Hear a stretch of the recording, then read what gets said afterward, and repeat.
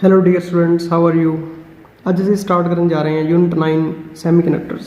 ਸਭ ਤੋਂ ਪਹਿਲਾਂ ਤਾਂ ਅਸੀਂ ਯੂਨਿਟ 2 ਦੇ ਵਿੱਚ ਗੱਲ ਕੀਤੀ ਸੀ ਮਟੀਰੀਅਲਸ ਦੀ ਕਿ materials are of 3 types, conductors, semiconductors and insulators. ਕਿ on the basis of electrical conductivity ਕਿ ਉਹ ਆਪਣੇ ਵਿੱਚ ਕਰੰਟ ਨੂੰ ਕਿਸ ਤਰ੍ਹਾਂ ਫਲੋ ਹੋਣ ਦਿੰਦੇ ਆ। ਠੀਕ ਹੈ, ਤਾਂ on the basis of electrical conductivity ਜਾਂ ਰੈਜ਼ਿਸਟਿਵਿਟੀ, ਕਿਉਂਕਿ ਕੰਡਕਟਿਵਿਟੀ ਦਾ ਰੈਸੀਪਰੋਕਲ ਰੈਜ਼ਿਸਟਿਵਿਟੀ ਹੁੰਦੀ ਹੈ। ਤਾਂ ਅਸੀਂ ਮਟੀਰੀਅਲਸ ਨੂੰ 3 ਟਾਈਪਸ ਦੇ ਵਿੱਚ ਕੈਟੇਗਰਾਈਜ਼ ਕੀਤਾ ਸੀ।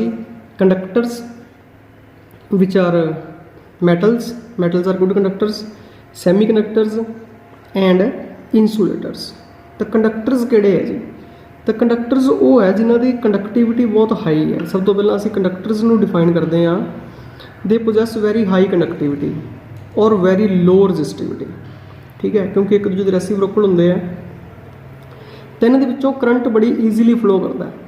ਠੀਕ ਹੈ, ਤਾਂ ਇਹਨਾਂ ਦੀ ਕੰਡਕਟਿਵਿਟੀ ਦੀ ਵੈਲਿਊ ਤੁਸੀਂ ਯਾਦ ਰੱਖਣੀ ਹੈ। ਇੱਕ ਵੈਲਿਊ ਯਾਦ ਰੱਖ ਲਓ ਕੰਡਕਟਿਵਿਟੀ ਦੀ ਜਾਂ ਰੈਜ਼ਿਸਟਿਵਿਟੀ ਦੀ, ਅਪਰੋਕਸੀਮੇਟਲੀ ਇੰਨੀ ਹੁੰਦੀ ਹੈ ਜੀ 10⁻² ਤੋਂ ਲੈ ਕੇ 10⁸ ਤੱਕ ਸਾਈਮਨ ਪਰ ਮੀਟਰ। ਠੀਕ ਹੈ, ਜੋ ਰੈਜ਼ਿਸਟਿਵਿਟੀ ਹੈ ਉਸ ਦਾ ਰੈਸੀਪਰੋਕਲ ਕਰ ਦੇਣਾ, ਮਤਲਬ 10⁻² ਹੈ ਤਾਂ 10⁻² ਹੋ ਜਾਏਗੀ, 10⁸ ਹੈ ਤਾਂ 10⁻8 ਹੋ ਜਾਏਗੀ। ਯੂਨਿਟ ਵੀ ਰੈਸੀਪਰੋਕਲ ਹੋ ਜਾਣਗੇ, ਉਹ ਮੀਟਰ ਹੁੰਦੇ ਆ ਜੀ ਯੂਨਿਟ ਇਸ 'ਤੇ। ਠੀਕ ਹੈ, ਅਤੇ ਇਸ ਦੀਆਂ ਐਗਜ਼ਾਮਪਲਸ ਹੈ, ਬੈਸਟ ਕੰਡਕਟਰ ਹੈ ਸਿਲਵਰ, ਕਾਪਰ, ਐਲੂਮੀਨੀਅਮ। ਠੀਕ ਹੈ ਜੀ, ਨੰਬਰ 1 ਤੇ ਸਿਲਵਰ ਹੈ। ਅਸੀਂ ਪਹਿਲਾਂ ਦੇਖੋ ਇਨਸੂਲੇਟਰਸ ਦੀ ਗੱਲ ਕਰਦੇ ਹਾਂ। ਇਨਸੂਲੇਟਰਸ ਉਹ ਹੁੰਦੇ ਆ ਕਿ ਜਿਹੜੇ ਕਰੰਟ ਨੂੰ ਕੰਡਕਟ ਨਹੀਂ ਕਰਦੇ, ਜਿਹੜੇ ਇਲੈਕਟ੍ਰੀਸਿਟੀ ਨੂੰ ਕੰਡਕਟ ਨਹੀਂ ਕਰਦੇ। They have very low conductivity, ਇਹਨਾਂ ਦੀ ਕੰਡਕਟਿਵਿਟੀ ਬਹੁਤ ਲੋ ਹੈ। ਠੀਕ ਹੈ, ਕੰਡਕਟਿਵਿਟੀ ਦੀ ਵੈਲਿਊ ਕਿੰਨੀ ਹੈ 10⁻11 ਤੋਂ 10⁻19 ਸਾਈਮਨ ਪਰ ਮੀਟਰ। ਠੀਕ ਹੈ, ਅਤੇ ਰੈਜ਼ਿਸਟਿਵਿਟੀ ਇਸ 'ਤੇ ਰੈਸੀਪਰੋਕਲ ਹੋ ਜਾਏਗੀ। ਇਨਸੂਲੇਟਰ ਸਾਨੂੰ ਪਤਾ ਹੈ ਜਿਸ ਤਰ੍ਹਾਂ ਅਸੀਂ ਵੁੱਡ, ਰਬੜ ਦੀ ਗੱਲ ਕਰਦੇ ਹਾਂ, ਪਿਓਰ ਵਾਟਰ ਵੀ ਇਨਸੂਲੇਟਰ ਹੁੰਦਾ ਹੈ, ਇਹ ਯਾਦ ਰੱਖਿਆ ਜੀ। ਠੀਕ ਹੈ, ਇਹਨਾਂ ਦੀ ਰੈਜ਼ਿਸਟਿਵਿਟੀ ਬਹੁਤ ਹਾਈ ਹੁੰਦੀ ਹੈ ਅਤੇ ਕੰਡਕਟਿਵਿਟੀ ਬਹੁਤ ਲੋ ਹੁੰਦੀ ਹੈ। ਹੁਣ ਅਸੀਂ ਗੱਲ ਕਰਦੇ ਹਾਂ ਜੀ ਸੈਮੀ ਕੰਡਕਟਰਸ ਦੀ, ਕਿਉਂਕਿ ਸਾਡਾ ਚੈਪਟਰ ਜਿਹੜਾ ਸੈਮੀ ਕੰਡਕਟਰਸ 'ਤੇ ਬੇਸਡ ਹੈ। ਤਾਂ ਸੈਮੀ ਕੰਡਕਟਰ ਉਹ ਹੁੰਦੇ ਆ ਜੀ ਜਿਨ੍ਹਾਂ ਦੀ ਕੰਡਕਟਿਵਿਟੀ ਕੰਡਕਟਰਸ ਅਤੇ ਇਨਸੂਲੇਟਰ ਦੇ ਇਨ ਬਿਟਵੀਨ ਲਾਈ ਕਰਦੀ ਹੈ। ਠੀਕ ਹੈ, ਇਹਨਾਂ ਦੀ ਕੰਡਕਟਿਵਿਟੀ ਦੀ ਵੈਲਿਊ ਹੁੰਦੀ ਹੈ 10⁻5 ਤੋਂ ਲੈ ਕੇ 10⁻6 ਇਨ SI ਸਿਸਟਮ। ਅਤੇ ਇਹਨਾਂ ਦੀ ਐਗਜ਼ਾਮਪਲਸ ਜੋ ਅਸੀਂ ਇਸ ਚੈਪਟਰ ਦੇ ਵਿੱਚ ਬਹੁਤ ਜ਼ਿਆਦਾ ਯੂਜ਼ ਕਰਾਂਗੇ, ਸਿਲੀਕੌਨ ਅਤੇ ਜਰਮੇਨੀਅਮ। ਠੀਕ ਹੈ, ਤਾਂ ਹੁਣ ਜੇ ਕੰਡਕਟਰਸ ਕੰਡਕਟ ਕਰ ਰਹੇ ਹੈ, ਠੀਕ ਹੈ, ਸੈਮੀ ਕੰਡਕਟਰਸ, ਇਨਸੂਲੇਟਰਸ ਕੰਡਕਟ ਨਹੀਂ ਕਰ ਰਹੇ, ਤਾਂ what is need of semi conductors ਜਿਨ੍ਹਾਂ ਦੀ ਕੰਡਕਟਿਵਿਟੀ ਇਨ ਬਿਟਵੀਨ ਲਾਈ ਕਰਦੀ ਹੈ। ਇੱਕ ਬਹੁਤ ਇੰਪੋਰਟੈਂਟ ਪੁਆਇੰਟ ਹੈ ਇੱਥੇ ਕਿ ਸੈਮੀ ਕੰਡਕਟਰਸ ਦੇ ਵਿੱਚ ਜੋ ਕੰਡਕਸ਼ਨ ਹੋ ਰਹੀ ਹੈ ਉਹ ਭਾਵੇਂ ਕੰਡਕਟਰਸ ਤੋਂ ਲੋ ਹੈ, ਬਟ ਇਹਦੇ ਵਿੱਚ ਕੰਡਕਸ਼ਨ ਨੂੰ ਕੰਟਰੋਲ ਕੀਤਾ ਜਾ ਸਕਦਾ ਹੈ। ਇਹ ਇਸ ਚੈਪਟਰ ਦਾ ਇੱਕ ਮੇਨ ਕੀ ਪੁਆਇੰਟ ਹੈ ਕਿ ਸੈਮੀ ਕੰਡਕਟਰਸ ਦੇ ਵਿੱਚ ਅਸੀਂ ਕੰਡਕਸ਼ਨ ਨੂੰ ਕੰਟਰੋਲ ਕਰ ਸਕਦੇ ਹਾਂ। ਠੀਕ ਹੈ, ਦੇਖੋ ਅੱਜ ਕੱਲ੍ਹ ਦੇ ਜੋ ਵੀ ਡਿਵਾਈਸਿਸ ਹੈ, ਮੋਬਾਈਲ ਹੈ ਜਾਂ ਕੰਪਿਊਟਰਸ ਹੈ, ਠੀਕ ਹੈ, LED TVs ਹੈ, ਤਾਂ ਉਹਨਾਂ ਸਾਰਿਆਂ ਦੇ ਵਿੱਚ ਸੈਮੀ ਕੰਡਕਟਰਸ ਜਿਹੜੇ ਹੈ ਯੂਜ਼ ਹੋ ਰਹੇ ਹੈ। ਤਾਂ ਉਹਨਾਂ ਸਾਰਿਆਂ ਦਾ ਜੋ ਬੇਸ ਹੈ, ਕੀ ਟੈਕਨੋਲੋਜੀ ਯੂਜ਼ ਹੋ ਰਹੀ ਹੈ, ਉਹ ਇਸ ਚੈਪਟਰ ਤੋਂ ਹੀ ਸਟਾਰਟ ਹੁੰਦਾ ਹੈ। ਤਾਂ ਇਸ ਚੈਪਟਰ ਨੂੰ ਥੋੜ੍ਹਾ ਜਿਹਾ ਧਿਆਨ ਨਾਲ ਸਮਝਿਆ ਜੇ, ਅੱਜ ਦੀ ਟੈਕਨੋਲੋਜੀ ਦੇ ਨਾਲ ਰਿਲੇਟਡ ਹੈ ਸਾਰਾ ਇਹ।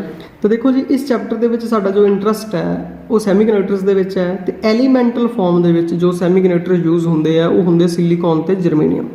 ਠੀਕ ਹੈ, ਅਤੇ ਜਿਹੜੇ ਕੰਪਾਊਂਡ ਫਾਰਮ ਦੇ ਵਿੱਚ ਯੂਜ਼ ਹੋ ਰਿਹਾ ਉਹ ਹੈ ਜੀ ਗੈਲੀਅਮ ਆਰਸੇਨਾਈਡ ਜਾਂ ਇੰਡੀਅਮ ਫੋਸਫਾਈਡ। ਠੀਕ ਹੈ, ਜਾਂ ਐਂਥਰਾਸੀਨ ਹੈ, ਆਰਗੈਨਿਕ ਕੰਪਾਊਂਡ ਦੀ ਫਾਰਮ ਦੇ ਵਿੱਚ ਹੈ। ਜਿਹੜੀ ਇੱਥੇ ਅਸੀਂ ਇਸ ਚੈਪਟਰ ਦੇ ਵਿੱਚ ਯੂਜ਼ ਕਰਨੇ ਆ ਜੀ ਮੋਸਟਲੀ ਉਹ ਸਿਲੀਕੌਨ ਜਾਂ ਜਰਮੇਨੀਅਮ ਐਲੀਮੈਂਟਲ ਸੈਮੀ ਕੰਡਕਟਰ ਦੀ ਗੱਲ ਕਰਨੀ ਹੈ ਅਸੀਂ, ਗੱਲ ਨੂੰ ਥੋੜ੍ਹਾ ਜਿਹਾ ਈਜ਼ੀਲੀ ਸਮਝਣ ਲਈ, ਜਾਂ ਜੋ ਜ਼ਿਆਦਾ ਯੂਜ਼ ਹੋ ਰਹੇ ਆ ਇੱਥੇ। ਠੀਕ ਹੈ, ਤਾਂ ਹੁਣ ਅਸੀਂ ਇੱਕ ਬਹੁਤ ਇੰਪੋਰਟੈਂਟ ਥਿਊਰੀ ਦੀ ਗੱਲ ਕਰਦੇ ਹਾਂ ਜਿਸ ਨੂੰ ਕਹਿੰਦੇ ਆ ਜੀ ਐਨਰਜੀ ਬੈਂਡਸ ਇਨ ਸੋਲਿਡਸ, ਜਾਂ ਇਸ ਨੂੰ ਕਹਿੰਦੇ ਬੈਂਡ ਥਿਊਰੀ ਆਫ ਸੋਲਿਡਸ। ਕਿ ਦੇਖੋ ਸੋਲਿਡਸ ਦੇ ਵਿੱਚ ਕੀ ਹੁੰਦਾ ਹੈ ਕਿ ਜਦੋਂ ਅਸੀਂ ਇੱਕ ਕ੍ਰਿਸਟਲ ਦੀ ਗੱਲ ਕਰਦੇ ਹਾਂ ਤਾਂ ਉਹਦੇ ਵਿੱਚ ਬਹੁਤ ਸਾਰੇ ਐਟਮਸ ਹੈ ਜਿਹੜੇ ਕਿ ਇੱਕ ਦੂਜੇ ਦੇ ਬਹੁਤ ਕਲੋਜ਼ ਹੈ। ਤਾਂ ਹੁਣ ਉਹਨਾਂ ਦੇ ਜਿਹੜੇ ਆਊਟਰ ਮੋਸਟ ਇਲੈਕਟ੍ਰੋਨਸ ਹੁੰਦੇ ਆ ਨਾ, ਉਹ ਕਿਸੇ ਇੱਕ ਪਰਟੀਕੂਲਰ ਐਟਮ ਦੇ ਨਾਲ ਬਾਈਂਡ ਨਹੀਂ ਹੁੰਦੇ, ਤਾਂ ਉਹਨਾਂ ਦੇ ਵਿੱਚ ਨਾ ਬੈਂਡਸ ਫਾਰਮ ਹੋ ਜਾਂਦੇ ਆ।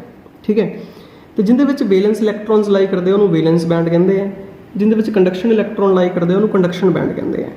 ਤਾਂ ਜਦੋਂ ਐਟਮਸ ਫਾਰ ਅਵੇ ਹੈ ਤਾਂ ਉਹਨਾਂ ਦੇ ਜਿਹੜੇ ਲੈਵਲਸ ਆ ਉਹ ਸੈਪਰੇਟ ਹੁੰਦੇ ਆ, ਮਤਲਬ ਉਹ ਮੋਡੀਫਾਈ ਨਹੀਂ ਹੁੰਦੇ। ਜਦੋਂ ਉਹ ਕਲੋਜ਼ ਆਉਂਦੇ ਆ ਤਾਂ ਉਹ ਇੱਕ ਦੂਜੇ ਨੂੰ ਇੰਟਰੈਕਟ ਕਰਦੇ ਆ, ਤਾਂ ਉਹਨਾਂ ਦੇ ਜਿਹੜੇ ਲੈਵਲਸ ਹੈ, ਐਨਰਜੀ ਲੈਵਲਸ ਹੈ, ਉਹ ਇੱਕ ਦੂਜੇ ਨਾਲ ਮਿਕਸਅਪ ਹੋਣ ਲੱਗ ਪੈਂਦੇ ਆ, ਓਵਰਲੈਪ ਹੋਣ ਲੱਗ ਪੈਂਦੇ ਆ। ਠੀਕ ਹੈ, ਅਸੀਂ ਇੱਥੇ ਬੈਂਡ ਥਿਊਰੀ ਨੂੰ सिलिकॉन की एग्जाम्पल लैके समझते हैं। ਅਸੀਂ सिलिकॉन या जर्मेनियम ਵਿੱਚੋਂ ਕਿਸੇ ਦੀ ਵੀ एग्जाम्पल ਲੈ ਸਕਦੇ ਹਾਂ, ਦੋਨੋਂ ਬਿਲਕੁਲ ਆਇਡੈਂਟੀਕਲੀ ਬਿਹੇਵ ਕਰਦੇ ਆ। ਚਲੋ ਅਸੀਂ सिलिकॉन ਦੀ ਗੱਲ ਕਰਦੇ ਹਾਂ ਜੀ ਇੱਥੇ। ਤਾਂ सिलिकॉन ਦੀ ਜਿਹੜੀ ਇਲੈਕਟ੍ਰੋਨਿਕ ਕੌਨਫੀਗਰੇਸ਼ਨ ਹੈ ਉਹ ਹੈ ਜੀ 14 ਹੁੰਦਾ ਜੀ सिलिकॉन ਦਾ ਜੋ ਐਟੋਮਿਕ ਨੰਬਰ ਹੈ, ਤੇ ਇਸ ਦੀ ਇਲੈਕਟ੍ਰੋਨਿਕ ਕੌਨਫੀਗਰੇਸ਼ਨ ਹੋ ਗਈ ਜੀ 1s2 2s2 2p6 3s2 3p2। ਤਾਂ ਇਸ ਦਾ ਜੋ ਵੈਲੈਂਸ ਸ਼ੈਲ ਹੈ ਇਸ ਦੇ ਵਿੱਚ 4 ਇਲੈਕਟ੍ਰੋਨਸ ਹੈ, ਠੀਕ ਹੈ। ਤਾਂ ਇਹ ਵਾਲੀ ਜਿਹੜੀ ਗਰੁੱਪ ਹੈ ਨਾ ਜਿਹਦੇ ਵਿੱਚ 4 ਇਲੈਕਟ੍ਰੋਨਸ ਹੈ, ਕਾਰਬਨ ਦੇ ਨੀਚੇ सिलिकॉन, सिलिकॉन ਦੇ ਨੀਚੇ ਜਰਮੇਨੀਅਮ, ਠੀਕ ਹੈ। ਤਾਂ ਇਸ ਗਰੁੱਪ ਦੀ ਅਸੀਂ ਇਸ ਨੂੰ ਯੂਜ਼ ਕਰ ਰਹੇ ਹਾਂ जिंदे वैलेंस शैल ਦੇ ਵਿੱਚ 4 ਇਲੈਕਟ੍ਰੋਨਸ ਹੈ। ਤੇ सिलिकॉन ਤੋਂ ਜਰਮੇਨੀਅਮ ਦੀ ਗੱਲ ਅਸੀਂ ਇੱਥੇ ਬਹੁਤ ਜ਼ਿਆਦਾ ਕਰਨੀ ਹੈ ਜੀ।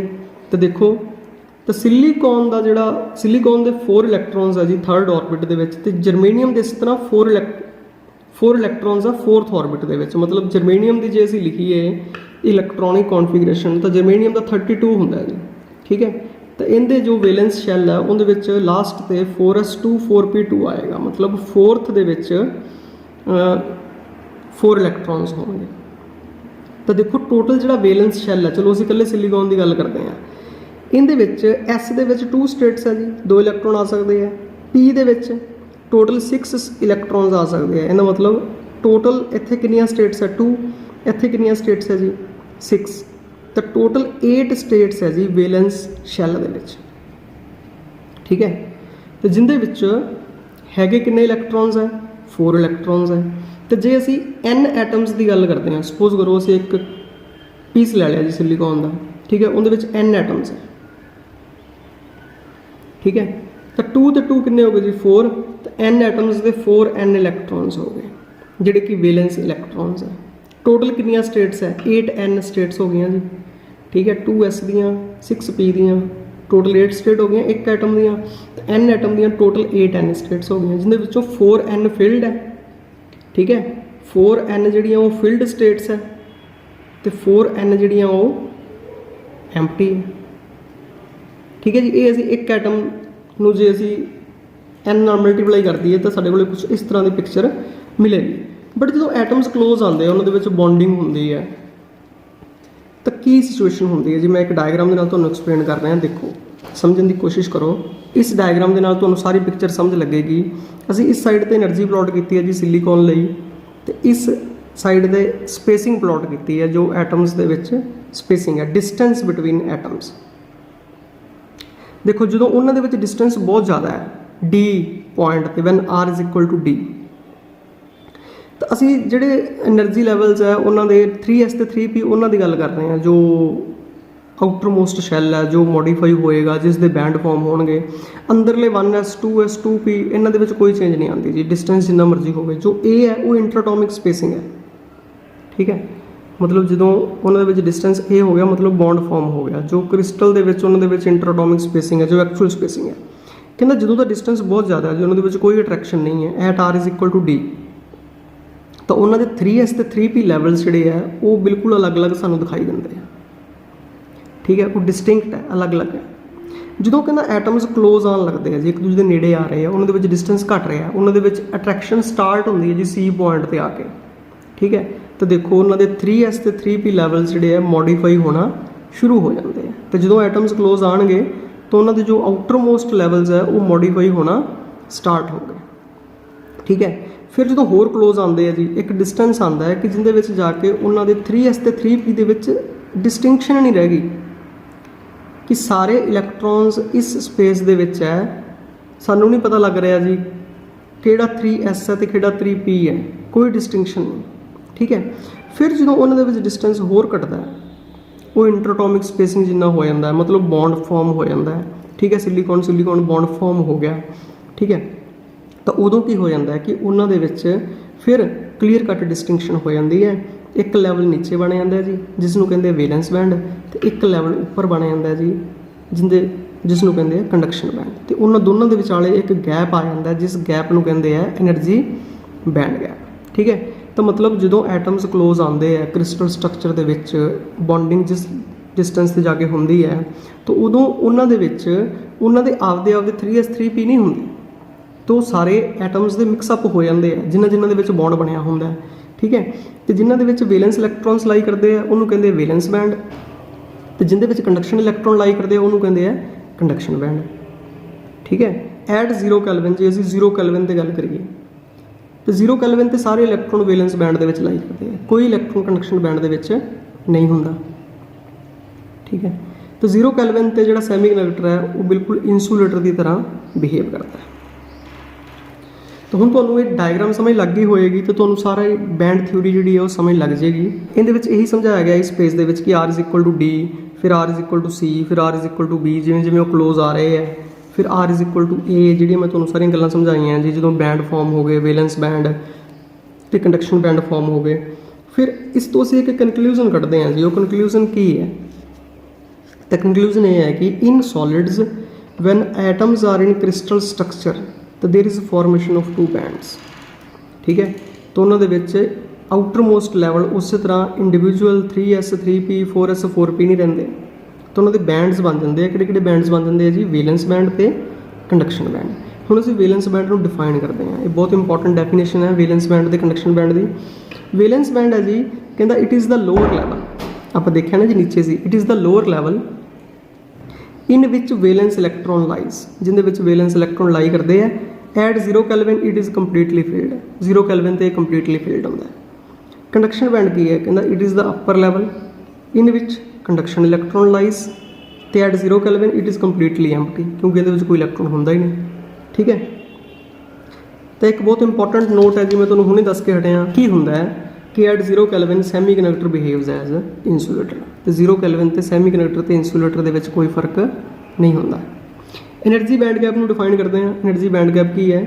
ਦੀ energy gap between the top of wellness band, ਕਿ ਵੈਲੈਂਸ ਬੈਂਡ ਦਾ ਜਿਹੜਾ ਟੌਪ ਵਾਲਾ ਲੈਵਲ ਹੈ, and bottom of conduction band. Band ਦੇ ਟੌਪ ਦੇ ਵਿੱਚ ਤੇ ਕੰਡਕਸ਼ਨ ਬੈਂਡ ਦੇ ਬੋਟਮ ਦੇ ਵਿੱਚ ਜਿਹੜਾ એનર્ਜੀ ਦਾ ਗੈਪ ਹੈ that is called energy band gap. ਇਹ 3 ਜਿਹੜੀਆਂ ਬੜੀਆਂ ਇੰਪੋਰਟੈਂਟ ਡੈਫੀਨੇਸ਼ਨਸ ਹੈ, ਵੈਲੈਂਸ ਬੈਂਡ, ਕੰਡਕਸ਼ਨ ਬੈਂਡ ਤੇ એનર્ਜੀ ਬੈਂਡ ਗੈਪ। ਠੀਕ ਹੈ ਜੀ।